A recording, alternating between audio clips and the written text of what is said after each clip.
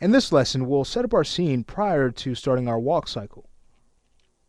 Before starting any animation, it's a good habit to just set up your scene, making sure that you're using the right frame rate, or even that you're using the right tangent type so that you don't run into any problems later on. So let's head over to our animation preferences and just double check a few things. We'll go to settings, making sure it's set to film 24 frames per second, which it should be. From there we'll go to animation to check our default in and out tangent types.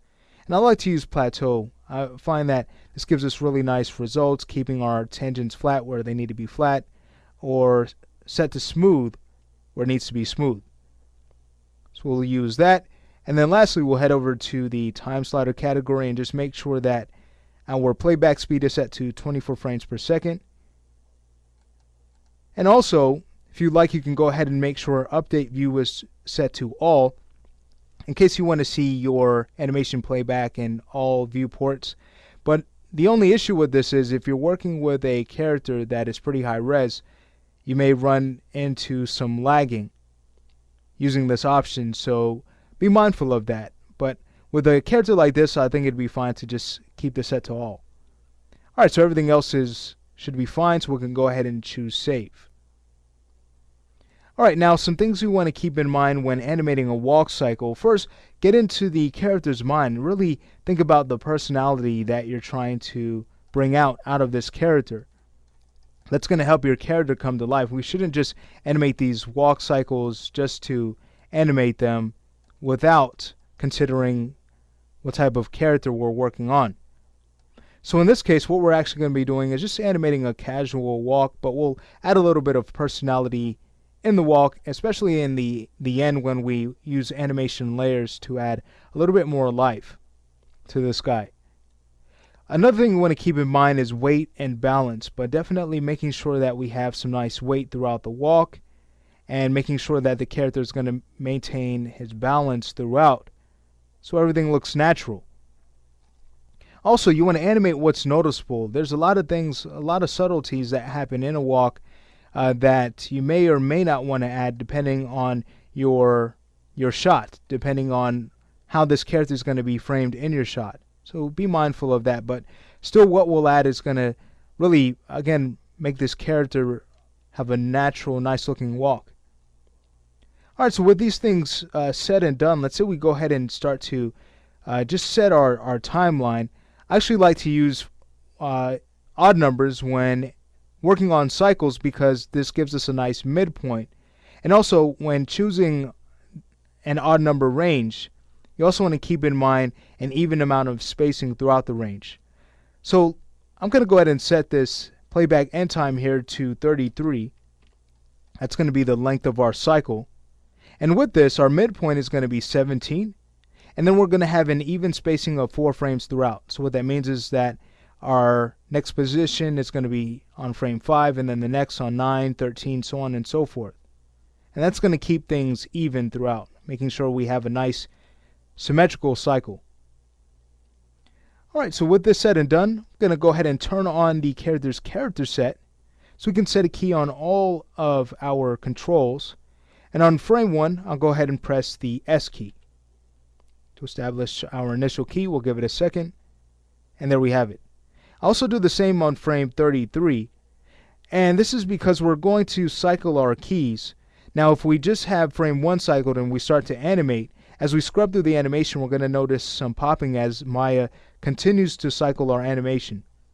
So by locking down that last frame, we can avoid that popping issue. Alright, with that done, let's say we head over to the graph editor. It's Window Animation Editor's graph editor. We'll select the top character set node. And then from there we can go ahead and choose curves, pre-infinity cycle, curves, post-infinity cycle. This will cycle all of our keys. From there, let's also go to view and turn on infinity so we can see how our infinite curves blend into our actual curves, which is very important. And it must blend well if we're to maintain a seamless looking cycle. If they don't blend well, we'll notice some popping. So we'll definitely want to avoid that. Alright, so we'll go ahead and close this out now. And now that our animation is going to cycle, we could also make sure that we are using FK functionality for the arms. And you can switch that by using these controls next to the center of gravity control here. So that's going to switch from FK to IK. But again, the FK arms are great to work with when doing walks and runs because we can get some nice arcs very quickly that way. Something else you'd want to keep in mind is the rotation order so you can avoid gimbal lock in the arms. So what I'd like to do is head over to the rotate tool, hold down the E key, hold down the left mouse button, and then switch this over to gimbal, which shows us the true axis order of our control. So from there, if we rotate down in the Z axis, notice we have a good default rotation order. Right now it's set to XYZ. Okay, so as we rotate back and forth in the Y-axis, this is nice. We'll be able to add some nice arcing with the Z-axis.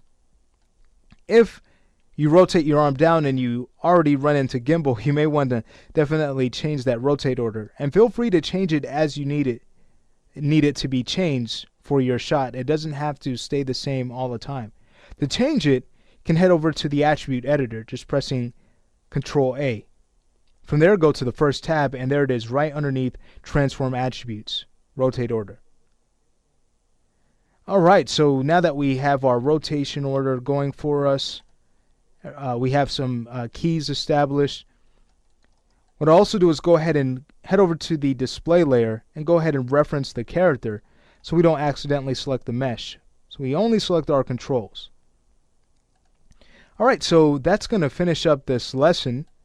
And in the next lesson, we're going to go ahead and take a look at a diagram that's going to help us to determine the different type of dispositions the body goes through in a walk. And we'll also start our walk cycle.